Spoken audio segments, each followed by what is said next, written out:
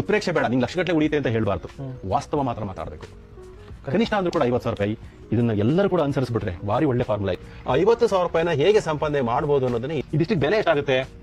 ರಸಮೆಗೆ 3 ರೂಪಾಯಿ ಕೆಜಿ ಆಗುತ್ತೆ. ನೀವು ಮೆಕ್ಕೆಜೋಳದಲ್ಲಿ ರಸಮೆ ಮಾಡ್ಕೊಂಡ್ಬಿಟ್ಟು ನನಗೆ 8 ರೂಪಾಯಿ ಬಿತ್ತು ಅಂದ್ರೆ ನಾನು ಜವಾಬ್ದಾರನಲ್ಲ. ನಾವು ಹೇಳೋದು ಉತ್ಪಾದನೆ ವೆಚ್ಚ ಕಮ್ಮಿ ಮಾಡ್ಕೋಬೇಕು ಅಂದ್ರೆ ನೀವು ನೇಪಿಯರ್ನಲ್ಲಿ ನೀವು ಸೆಲೆಕ್ಟ್ ಮಾಡ್ಕೋಬೇಕು. ಒಂದ್ಸತಿ ಬಾಯ್ ಹಾಕಿದ್ರೆ ಎಲ್ಲದೂ ಸಿಗುತ್ತೆ. ಅದಕ್ಕೆ ನಾವು TMR ಎಲ್ಲರೂ ಕೇಳ್ತಾರೆ, ಏನ್ ಸರ್ TMR ಅಂತ ಹೇಳ್ತೀರಾ, ಅದು ಯಾವ ಅಂಗಡಿ ಸಿಗುತ್ತೆ, ಯಾರು ಮಾರಾಟ ಮಾಡ್ತಾರೆ ಅಂತ ಕೇಳ್ತಾರೆ. ಅದು TMR ಅನ್ನೋದು ಅಂಗಡಿ ಸಿಗೋದಲ್ಲ, ಮಾರಾಟ ಮಾಡೋದಲ್ಲ, ನೀವೇ ಮಾಡ್ಕೊಳ್ತಕ್ಕಂಥದ್ದು. ಸೊ ಅದಕ್ಕೆ ಏನೆಲ್ಲ ಇರಬೇಕು TMR ಅಲ್ಲಿ ಅಂತಂದ್ರೆ, ಇದಕ್ಕೆ ನಾವೇನಂತ ಕರಿತೀವಿ ಅಂದ್ರೆ ಆರಂಭಿಕ ಕರಾವು, ಮಧ್ಯಮ ಕರಾವು, ಅಂತಿಮ ಕರಾವು ಅಂತ ಹೇಳ್ತೀವಿ. ಈ ಅಂತಿಮ ಕರಾವಿನಲ್ಲಿ ಕೊಡ್ತಕ್ಕಂಥ ಆಹಾರನೇ ನಾವು ಮೊದಲ 10 ದಿವಸ ನಾವು ಕೊಡೋದ್ರಿಂದ 11 ದಿವಸದಿಂದ ನಾವು ಈ ಆಹಾರದ ಕ್ರಮವನ್ನು ಕೊಡ್ತೀವಿ. 28,710 ಮೊದಲ 90 ದಿವಸಕ್ಕೆ, 26,400 ಕೊನೆಯದು 34,825. ಟೋಟಲ್ ಒಬ್ಬ ವ್ಯಕ್ತಿ 4 ಗಂಟೆ ಕೆಲಸ ಮಾಡಿ 10 ಹಸು ಸಾಕಿದ್ರೆ ತಿಂಗಳಿಗೆ 50,000 ರೂಪಾಯಿ ಸಂಬಳ. ಇವತ್ತು ಒಂದು ಹಳ್ಳಿನಲ್ಲಿ 50,000 ರೂಪಾಯಿ ಬಂದ್ರೆ ಗೌರವವಾಗಿ ಖಂಡಿತ ರೈತರು ಜೀವನ ಮಾಡ್ಬೋದು. ಖಂಡಿತ. ಅವನು ಇಷ್ಟೇ ಅಲ್ಲದೆ ಕರೆಕ್ಟಾಗಿ ಏನಾದ್ರು ಇನ್ಸೆಮಿನೇಷನ್ ಮಾಡಿ ಕರೆಕ್ಟಾಗಿ ಆಹಾರ ಕೊಟ್ಟಿದ್ದಾದ್ರೆ ವರ್ಷಕ್ಕೆ ಒಂದು ಹಸು ಕರೆಕ್ಟಾಗಿ ತೆಗೆದಂದ್ರೆ ಅದ್ರ ಕರುವಿನಿಂದ ಬರುವಂತ ಲಾಭ ಅಡಿಷನಲ್. ಈ ತರ ಅಪ್ಡೇಟ್ಸ್ಗಳು ರೈತನಿಗೆ ಬೇಕು. ಈ ಒಂದು ಟೆಕ್ನಾಲಜಿಯನ್ನು ಕೊಡ್ತಾ ಹೋದ್ರೆ, ತಿಳುವಳಿಕೆಗಳನ್ನ ಕೊಡ್ತಾ ಹೋದ್ರೆ ಕೃಷಿಗೆ ಖಂಡಿತ ಆಕರ್ಷಣೆ ಬರಪ್ಪ ಅಂತಂದ್ರೆ ಲೆಕ್ಕಾಚಾರ ಇಲ್ಲದೆ ಏನು ಮಾಡಬಾರ್ದು ಅಂತ. ಇವತ್ತು ಯಾವ ರೈತರು ಕೂಡ ಉತ್ಪಾದನೆ ವೆಚ್ಚ ಲೆಕ್ಕ ಹಾಕ್ತಾ ಇಲ್ಲ. ಯಾವುದೇ ಒಂದು ಬೆಳೆಗಾಗ್ಲಿ ಅಥವಾ ಒಂದು ಹಾಲಿಗಾಗ್ಲಿ ಅಥವಾ ಕುರಿ ಕೋಳಿ ಸಾಕಲಿ ಯಾವುದಕ್ಕೆ ಆಗಲಿ ಅವನಿಗೆ ಲೆಕ್ಕಾಚಾರ ಇಡೋದೇನು ಅಂತ ಗೊತ್ತಿಲ್ಲ. ಫಸ್ಟ್ ನಾವು ಅದನ್ನ ಹೇಳ್ಕೊಡ್ಬೇಕು ಅವನಿಗೆ. ನೀ ಲಾಭ ಬರ್ತಾ ಇದೆಯಲ್ವೋ, ಎಷ್ಟು ಉಳಿತಾ ಇದೆ, ನಿಜವಾಗಿ ಇದನ್ನು ಮಾಡಬೇಕೋ ಬೇಡವೋ, ಅವನು ಅದನ್ನ ತೀರ್ಮಾನ ತಗೋಬೇಕು. ಲೀಟರ್ ಹಾಲು ಉತ್ಪಾದನೆ ಮಾಡೋದಕ್ಕೆ ನಿನ್ಗೆ ಎಷ್ಟು ಖರ್ಚಾಗಿದೆ ಅನ್ನೋದನ್ನ ತೋರಿಸ್ಬೇಕು ನಾವು ಅವನಿಗೆ. ಇವತ್ತಿನ ಯುವಕರಿಗೆ ನೀವು ಲೆಕ್ಕಾಚಾರ ಹೇಳ್ಕೊಡದಲ್ಲೇ ಹೋದ್ರೆ, ಇಷ್ಟು ಉಳಿತಾ ಇದೆಯೋ ಇಲ್ವೋ ಅನ್ನೋದು ನೀವು ಹೇಳ್ಕೊಡದಲ್ಲೇ ಹೋದ್ರೆ ಯಾರು ಕೂಡ ಕೃಷಿಯಲ್ಲಿ ಉಳ್ಕೊಳ್ಳೋದಿಲ್ಲ.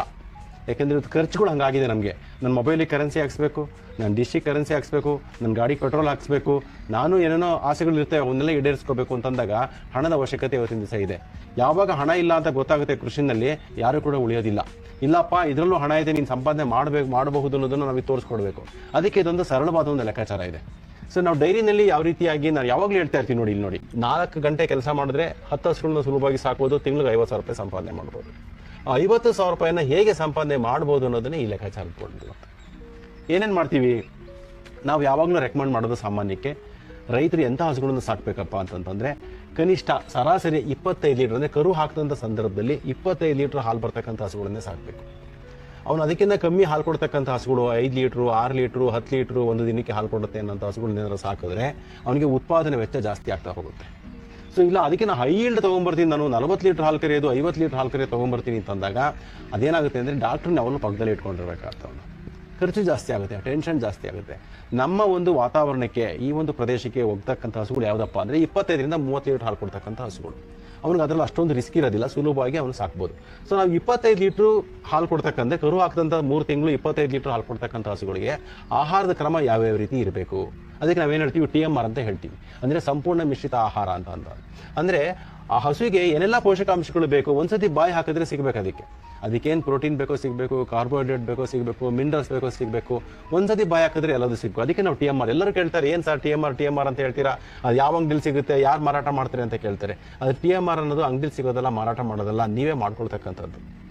ಸೊ ಅದಕ್ಕೆ ಏನೆಲ್ಲ ಇರಬೇಕು TMR ಅಲ್ಲಿ ಅಂತಂದ್ರೆ, ಟೋಟಲ್ ಮಿಕ್ಸ್ಡ್ ರೇಷನ್ ಅಂದರೆ ಸಂಪೂರ್ಣ ಮಿಶ್ರಿತ ಆಹಾರದಲ್ಲಿ ಏನೆಲ್ಲ ಇರಬೇಕು ಅಂತಂದರೆ, ರಸಮೇವು ಇರಬೇಕು, ಹಸಿರು ಮೇವು ಇರಬೇಕು, ಒಣಮೇವು ಇರಬೇಕು, ಹಿಂಡಿ ಇರಬೇಕು, ಮೆಕ್ಕೆಜೋಳದ ನುಚ್ಚಿರಬೇಕು, ಖನಿಜ ಮಿಶ್ರಣ ಇರಬೇಕು, ಬೆಲ್ಲ ಇರಬೇಕು, ಉಪ್ಪಿರಬೇಕು, ಸೋಡಾ ಇರಬೇಕು. ಇದ್ರ ಒಂದೊಂದದ್ದು ಮಹತ್ವ ತಿಳ್ಕೊಳ್ತಾ ಹೋಗೋಣ. ರಸಮೇವು ಬೇಕೇ ಬೇಕು. ಇವತ್ತು ರಸಮೇವು ಇಲ್ಲದೆ ನೀವು ಯಾವುದೇ ಕಾರಣಕ್ಕೂ ಡೈರಿಯನ್ನು ಮಾಡೋಕ್ಕಾಗಲ್ಲ. ಯಾಕೆಂತಂದರೆ ಪ್ರತಿ ದಿವಸ 10 ಹಸುಗೆ ನೀವು ಹುಲ್ ಕೊಯ್ಕೊಂಬಂದು ಹಾಕ್ತೀನಿ ಅಂತಂದರೆ ಇವತ್ತಿನ ಯುವ ಜನಾಂಗ ಶ್ರಮ ಪಡೋಕ್ಕೆ ತಯಾರಿಲ್ಲ, ಮಾಡಲೂಬಾರ್ದು. ಯಾಕೆಂದರೆ ಟೆಕ್ನಾಲಜಿ ಇಂಪ್ರೂವ್ ಆಗಿದೆ. ಸೊ ಅದಕ್ಕೋಸ್ಕರ ರಸಮೇವು ಮಾಡಿಕೊಂಡ್ರೆ ನಾವು 2 ದಿವಸ ಮನೇನಿಲ್ಲಾದರೂ ಯಾರು ಬೇಕಾದರೂ ಕೂಡ ಅದನ್ನು ಹಸುಗಳನ್ನ ನಿಗಾವಣೆ ಮಾಡ್ತಾರೆ. ಒಂದು. ಎರಡನೇದೇನಪ್ಪ ಅಂತಂದರೆ ಅದ್ರ ಮೇವಿನ ಗುಣಮಟ್ಟವನ್ನು ಕೂಡ ನಾವು ಜಾಸ್ತಿ ಮಾಡ್ಕೋಬೋದು ರಸಮೇವು ಮಾಡೋದ್ರಿಂದ. ಅದಕ್ಕೆ ತಿಂತಕ್ಕಂಥ ಕೆಪಾಸಿಟಿ ಜಾಸ್ತಿ ಆಗುತ್ತೆ, ಹಸುಗಳಿಗೆ ಇಷ್ಟ ಆಗುತ್ತೆ ಆ ವಾಸನೆ. ಅವಾಗ ಒಂದು ಚೂರು ವೇಸ್ಟ್ ಆಗೋದಿಲ್ಲ ಮೇವು. ಅದಕ್ಕೋಸ್ಕರ ರಸಮೇವು ಮಾಡ್ಕೋಬೇಕು. ಸೊ ರಸಮೇವು ಪ್ರತಿ ಮೊದಲ 3 ತಿಂಗಳು ಏನಿದೆ 20 kg ಅಷ್ಟು ರಸಮೇವು ಕೊಡಬೇಕು. ಹಸಿ ಹುಲ್ಲು ಕೂಡ ಒಂದು ಸ್ವಲ್ಪ ಕೊಡಬೇಕು. ಅಂದರೆ ನಮ್ಮ ಎಲೆನಲ್ಲಿ ಕೋಸಂಬರಿ ಇದ್ದಂಗೆ ಅರ್ಥಾಗ್ತಾ ಇದೆಯಲ್ವಾ. ನಾವು ಕೋಸಂಬರಿ ಬಳಸ್ತೀವಿ. ಇನ್ನು ಉತ್ತರ ಕರ್ನಾಟಕಕ್ಕೆ ಹೋದರೆ ಅವರು ಏನೇನೋ ತರಕಾರಿಗಳದ ಅಕ್ಕರಿಕೆಗಳು ಸಾಲಡ್ ಅಂತ ಮಾಡ್ಕೊಂಡು ತಿಂತಾರೆ, ಹೌದಾ ಇಲ್ವಾ. ಸೊ ಆ ಥರದ್ದು ಒಂದು ಸ್ವಲ್ಪ ಭಾಗ ಇರಬೇಕು. ಅದನ್ನು ಎಷ್ಟು ಕೊಡಬೇಕು? ಒಣಮೇವು ಕೊಡಬೇಕು. ಒಣಮೇವು ಯಾಕೆ ಬೇಕು ಅಂದರೆ ಫ್ಯಾಟ್ ಜಾಸ್ತಿ ಆಗಬೇಕು ಅಂದರೆ ಒಣಮೇವು ಕೊಡಲೇಬೇಕು. ಅದಕ್ಕೆ ಒಣ ಪದಾರ್ಥ ಬೇಕೇ ಬೇಕು. ಅದಕ್ಕೆ ಒಣಮೇವು ಕೊಡಬೇಕು. ಮತ್ತು ಹಿಂಡಿ ಮತ್ತು ಮೆಕ್ಕೆಜೋಳದ ನುಚ್ಚನ್ನು ನಾವು ಏನು ಕೊಡ್ತೀವಿ ಅಂದರೆ ಪ್ರೋಟೀನ್ ಸೋರ್ಸ್ ಆಗಿ ಕೊಡ್ತೀವಿ. ಅಂದರೆ ಹಾಲು ಉತ್ಪಾದನೆ ಜಾಸ್ತಿ ಮಾಡೋದಕ್ಕೋಸ್ಕರ ಕೊಡ್ತೀವಿ. ಅಂದರೆ 25 ಲೀಟರ್ ಹಾಲು ಕೊಡ್ತಕ್ಕಂಥ ಹಸುಗೆ ಎಷ್ಟೆಷ್ಟು ಕೊಡಬೇಕು ಅನ್ನೋದು ಈ ಚಾರ್ಟಲ್ಲಿದೆ ನಿಮಗೆ. ಖನಿಜ ಮಿಶ್ರಣ ನಾನು ಹೇಳ್ದಂಗೆ ಅದರ ಆರೋಗ್ಯಕ್ಕೆ, ಕರು ಹಾಕಿದಾಗ ಯಾವುದೇ ರೀತಿ ಸಮಸ್ಯೆ ಆಗದಲ್ಲೇ ಇರಲಿ ಅಂತ ಹೇಳಿ, ಕರುವಿನ ಬೆಳವಣಿಗೆಗೆ ಅದು ಸರಿಯಾಗಿ ಬೆದೆಗೆ ಬರಲಿ, ಮತ್ತು ಬೆದೆಗೆ ಬಂದಮೇಲೆ ಇನ್ಸಿಮಿನೇಷನ್ ಮಾಡಿದಾಗ ಅದು ಕನ್ಸೀವ್ ಆಗಲಿ, ಗರ್ಭ ಧರಿಸಲಿ, ಇವೆಲ್ಲ ಕಾರಣಗಳಿಗೆ, ಇವೆಲ್ಲ ಆರೋಗ್ಯ ದೃಷ್ಟಿಯಿಂದ ಅದಕ್ಕೆ ಖನಿಜ ಮಿಶ್ರಣದ ಅವಶ್ಯಕತೆ ಇರುತ್ತೆ. ಸುಮಾರು ಜನ ರೈತರು ಏನು ಮಾಡ್ತಾರೆ ಅಂದರೆ ಖನಿಜ ಮಿಶ್ರಣ ಸರಿಯಾಗಿ ಕೊಡೋದಿಲ್ಲ. ಖಂಡಿತ ನಮ್ಮಲ್ಲಿ ಪ್ರಾಬ್ಲಮ್ ಏನು ಗೊತ್ತಾ, ಬಾಗ್ಲು ಹೋಗೋದನ್ನ ಬಿಟ್ಬಿಟ್ಟು ಬಚ್ಚಲು ಹೋಗೋದನ್ನ ಹಿಡ್ಕೊಳಕ್ಕೆ ಹೋಗ್ತೀವಿ. ಹೌದು. ಸೊ ಯಾವುದೋ ಸಣ್ಣ ವಿಚಾರ ಅಂತಂದರೆ ಅದನ್ನ ನೆಗ್ಲೆಕ್ಟ್ ಮಾಡ್ತೀವಿ ನಾವು, ಬಿಡು ಅದನ್ನೇನು ಅಂತ.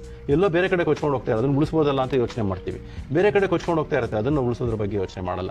ಯಾಕೆಂದರೆ ಉತ್ಪಾದನೆ ವೆಚ್ಚವನ್ನು ಕರೆಕ್ಟಾಗಿ ನಾವು ಲೆಕ್ಕ ಹಾಕೋಬೇಕು, ಎಷ್ಟೆಷ್ಟು ಆಗುತ್ತೆ ಅನ್ನೋದ್ರ ಬಗ್ಗೆ ನಮಗೆ ಅರಿವಿಲ್ಲ.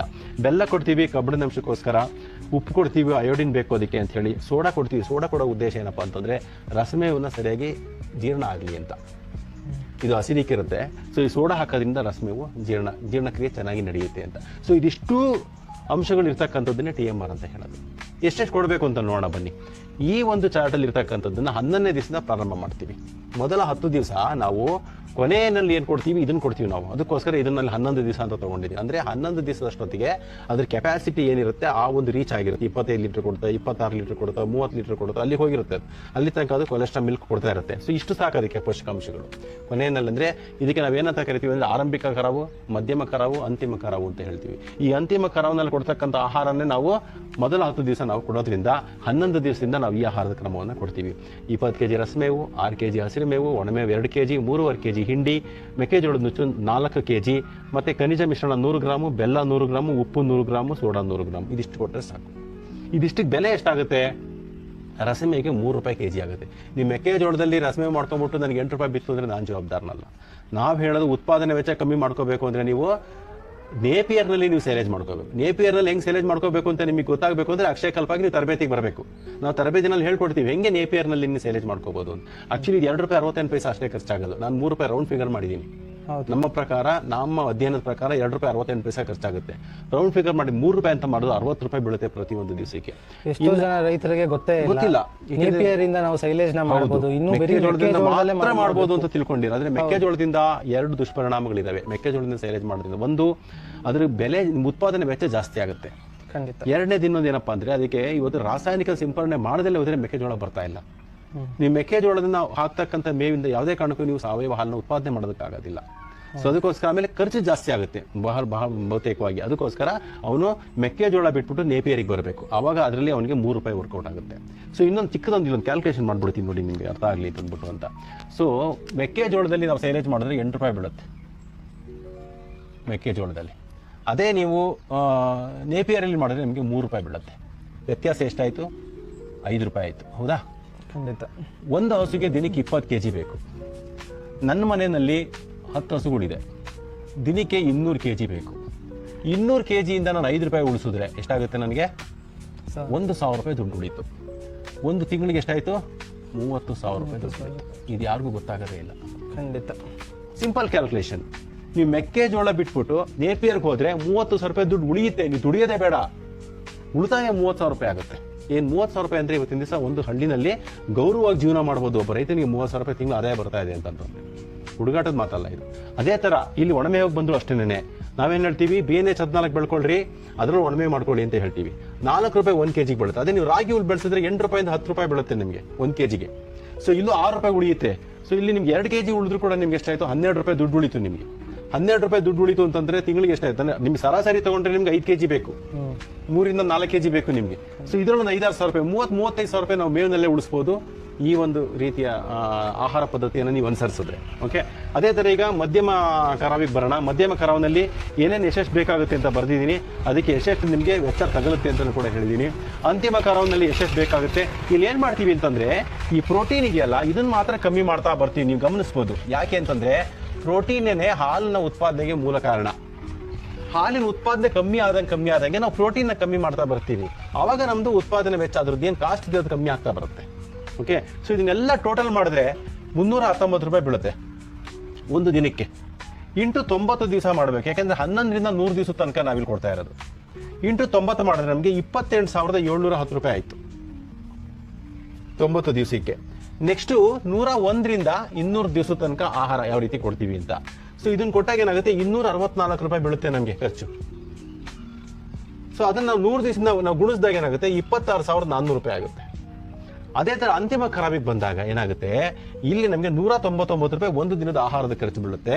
ಅದರಲ್ಲಿ ನಾವು 175 ದಿವಸ ತಗೋಬೇಕು. ಯಾಕೆ ಅಂತಂದ್ರೆ ಇಲ್ಲಿನ 10 ದಿವಸ ನಾವು ಅದಕ್ಕೆ ಸೇರಿಸ್ಕೊಂಡಿದ್ದೀವಿ. ಇಲ್ಲಿ ಒಟ್ಟು ಇಲ್ಲಿ 90 ದಿವಸ, 100 ದಿವಸ, 190 ದಿವಸ ಆಯಿತು. 365ರಲ್ಲಿ 190 ಉಳಿಯೋದು 175. ಆ 175 ಯಾಕೆಂದ್ರೆ ನಾವು ಡ್ರೈ ಆದಾಗ್ಲೂ ಕೂಡ ನಾವು ಹಸುಗೆ ಫೀಡ್ ಮಾಡಲೇಬೇಕು. ಹಾಲು ಕೊಡ್ತಾ ಇಲ್ಲ ಅಂತ ಅಂದ್ಬಿಟ್ಟು ನಾವು ಹಿಂಡಿ ಬೂಸ ಕೊಡೋದಲ್ಲ ನಿಲ್ಸಕ್ಕಾಗೋದಿಲ್ಲ, ಹೌದಾ ಇಲ್ವೋ?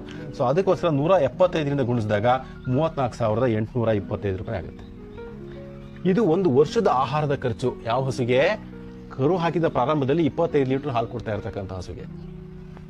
ಇದೊಂದು ವೇಳೆ ಇದೇ ಆಹಾರಕ್ಕೆ 30 ಲೀಟರ್ ಕೊಡಬಹುದು, ಗೊತ್ತಿಲ್ಲ. ಅದ್ರ ತಳಿಗಳ ಮೇಲೆ ಕೂಡ ಡಿಪೆಂಡ್ ಆಗುತ್ತೆ. ಒಳ್ಳೆ ಉತ್ತಮ ತಳಿ ಹಸು ಅಂತಂತಂದ್ರೆ ಇಷ್ಟೇ ಆಹಾರಕ್ಕೆ ಅವನು 30 ಲೀಟರ್ ಕೂಡ ಕರಿಬಹುದು. ಬಟ್ ಕನಿಷ್ಠ ನಾನು ಹೇಳ್ತಾ ಇರೋದು 25 ಲೀಟರ್ ಕೊಡುತ್ತೆ ಅಂತ. ಓಕೆ, ಸೊ ಇವಾಗ ಇಲ್ಲಿ ನೋಡಿ, ಇಲ್ಲಿ ಬನ್ನಿ. 28,710 ಮೊದಲ 90 ದಿವಸಕ್ಕೆ, 26,400 ಕೊನೆಯದು 34,825. ಟೋಟಲ್ ಮಾಡಿದ್ರೆ ಒಂದು ವರ್ಷದ ಆಹಾರದ ಖರ್ಚು 89,935 ರೂಪಾಯಿ ಆಯಿತು. ಜೊತೆಗೆ ಅಷ್ಟೇ ಖರ್ಚಲ್ಲ, ವೈದ್ಯಕೀಯ ಖರ್ಚಿರುತ್ತೆ. ಹಸುವಿಗೆ ಕಾಯಿಲೆ ಆಗುತ್ತೆ ಬಿಡುತ್ತಾ ಗೊತ್ತಿಲ್ಲ, 5,000 ರೂಪಾಯಿ ತೆಗೆದಿಟ್ಬಿಡ್ಬೇಕು. ನಿಮ್ಮಲ್ಲಿ 10 ಹಸು ಇದೆ ಅಂದ್ರೆ 50,000 ರೂಪಾಯಿ ತೆಗೆದಿಟ್ಬಿಡ್ಬೇಕು. ಯಾಕೆಂದ್ರೆ ಒಂದೇ ಹಸಿಗೆ ಬಹುಶಃ 10,000 ರೂಪಾಯಿ ಖರ್ಚಾಗ್ಬೋದು, ಗೊತ್ತಿಲ್ಲ. ಅಥವಾ ಏನು ಖರ್ಚು ಆಗದಲ್ಲೇ ಇರ್ಬೋದು. ಖರ್ಚಾಗಲಿಲ್ಲ ಅಂದ್ರೆ ಅದು ರೈತನ ಜಾಬ್ಗೆ. ಬಟ್ ಆದ್ರೂ ಕೂಡ ಇನ್ಸೂರೆನ್ಸ್ ಪ್ರೀಮಿಯಂ ತರನು 5,000 ರೂಪಾಯಿ ಒಂದು ಹಸುವಿಗೆ ತೆಗೆದಿಟ್ಬಿಡ್ಬೇಕು. ಜೊತೆಗೆ ವಿಮೆ, ಯಾವುದೇ ಸಬ್ಸಿಡಿ ಇಲ್ಲ ಇಲ್ಲಿ. ಸಬ್ಸಿಡಿ ಕೊಟ್ಟರೆ ಒಳ್ಳೇದು ಸರ್ಕಾರದಿಂದ. ಸಬ್ಸಿಡಿ ಇಲ್ಲದೆ ನೀನು ವಿಮೆ ಮಾಡಿಸ್ತೀನಿ ಅಂದ್ರೆ 2,300 ರೂಪಾಯಿ ಖರ್ಚಾಗುತ್ತೆ. ಜೊತೆಗೆ ಇತರೆ ಇನ್ನೊಂದು 2,500 ರೂಪಾಯಿ ತೆಗೆದಿಟ್ಬಿಡಿ. ಯಾಕೆಂದ್ರೆ ಏನೇನೋ ಟಬ್ ತರ್ತೀವಿ, ಅದಕ್ಕೆ ಏನೇನೋ ಉಪಕರಣಗಳನ್ನು ತೊಗೊಂಡ್ಬರ್ತೀವಿ ನಾವು, ಹೌದಾ ಇಲ್ವೋ? ಸಣ್ಣ ಪುಟ್ಟದ್ದು. ಆಮೇಲೆ ಇನ್ಸುಮಿನೇಷನ್ ಮಾಡಿಸ್ಬೇಕು, ಅದ್ರ ಖರ್ಚು ಬೇರೆ ಇರುತ್ತೆ ರೈತನಿಗೆ. ಅದನ್ನೆಲ್ಲ ಲೆಕ್ಕ ಹಾಕಿದ್ರೆ ಇನ್ನು 2,500 ರೂಪಾಯಿ ತೆಗೆದ್ರೆ ಇದೊಂದು 5,000 ರೂಪಾಯಿ ತೆಗಿಬೇಕು ಖರ್ಚಿನ. ಜೊತೆಗೆ ಬಹಳ ಮುಖ್ಯವಾಗಿ ಲೇಬರ್. ಅವನಾದ್ರೂ ಕೆಲಸ ಮಾಡಲಿ, ಹೊರಗಡೆಯಿಂದ ಎಲ್ಲಾರು ಕೂಲಿಗೆ ತಗೊಳ್ಳಿ, ಆಳನ್ನ ತೆಗಿಬೇಕು. ಆಳಿನ ಕ್ಯಾಲ್ಕುಲೇಷನ್ ಇಲ್ಲಿದೆ ನೋಡಿ. ಹೆಂಗೆ ನಾವು ಕ್ಯಾಲ್ಕುಲೇಟ್ ಮಾಡ್ತೀವಿ ಆಳನ್ನ? ಆಳಿನ ಲೆಕ್ಕ ಹೇಗಪ್ಪ ಅಂದರೆ, 10 ಹಸುಗೆ ನಾನು 500 ರೂಪಾಯಿ ಕೊಟ್ಟೆ ಅಂತ ಇಟ್ಕೊಳ್ಳಿ, 4 ಗಂಟೆ ಕೆಲಸ ಮಾಡೋದಕ್ಕೆ. ಅರ್ಥ ಆಗ್ತದೆ ಅಲ್ವಾ? ಇನ್ನು ಬೇರೆ ಬೇರೆ ಕೆಲಸ ಮಾಡಿಸ್ಬೋದು 700-800 ರೂಪಾಯಿ ಕೊಟ್ಬಿಟ್ಟು. ಬಟ್ 10 ಹಸುಗೆ ನೀನು 4 ಗಂಟೆ ಕೆಲಸ ಮಾಡೋದಕ್ಕೆ 500 ರೂಪಾಯಿ ಒಂದು ಲೇಬರ್ಗೆ ನನಗೆ ಅಂತ ಹಾಕೊಂಡ್ರು ಡಿವೈಡ್ ಬೈ 10 ಮಾಡಿದ್ರೆ ಒಂದು ಹಸಿಗೆ 50 ರೂಪಾಯಿ ಆಯಿತು. ಇಂಟು 365 ದಿವಸ ನೀವು ಲೆಕ್ಕ ಹಾಕಿದ್ರೆ 18,250 ರೂಪಾಯಿ ಒಂದು ಹಸುಗೆ ಒಂದು ವರ್ಷಕ್ಕೆ ಲೇಬರ್ ಖರ್ಚಾಗುತ್ತೆ. ಸೊ ಇದಿಷ್ಟು ಟೋಟಲ್ ಮಾಡಿದಾಗ ಎಷ್ಟಾಗುತ್ತೆ ನಮಗೆ? 1,18,185 ರೂಪಾಯಿ ಆಗುತ್ತೆ. ಇದು ನಮಗೆ ತಗಲ್ತಕ್ಕಂಥ ಖರ್ಚು ಒಂದು ವರ್ಷಕ್ಕೆ ಒಂದು ಹಸುವಿಗೆ. ಆದಾಯ ಲೆಕ್ಕ ಹಾಕೋಣ. ಆದಾಯ ಎಷ್ಟು ಬರುತ್ತೆ? 90 ದಿವಸ, ಮೊದಲು 90 ದಿವಸ 25 ಲೀಟರ್ ಹಾಲು ಕೊಡ್ತಾ ಇದೆ, 2,250 ಲೀಟರ್ ಹಾಲಾಯಿತು. ನೆಕ್ಸ್ಟು 100 ದಿವಸ 19 ಲೀಟರ್ ಕೊಡುತ್ತೆ. ಕಮ್ಮಿ ಆಗುತ್ತೆ, 3 ತಿಂಗಳು ಆಗ್ತಿದ್ದಂಗೆ ಸ್ವಲ್ಪ ಕಮ್ಮಿ ಆಗುತ್ತೆ. ತಕ್ಷಣ ಏನು ಕಮ್ಮಿ ಆಗಲ್ಲ, 20ರಿಂದ ಒಂದೇ ಸತಿ. ಬಟ್ ಅದನ್ನು ನಾವು ಸರಾಸರಿ ಮಾಡಿದ್ರೆ 19 ಲೀಟರ್ ಆಗುತ್ತೆ, 1,900 ಲೀಟರ್ ಆಗುತ್ತೆ.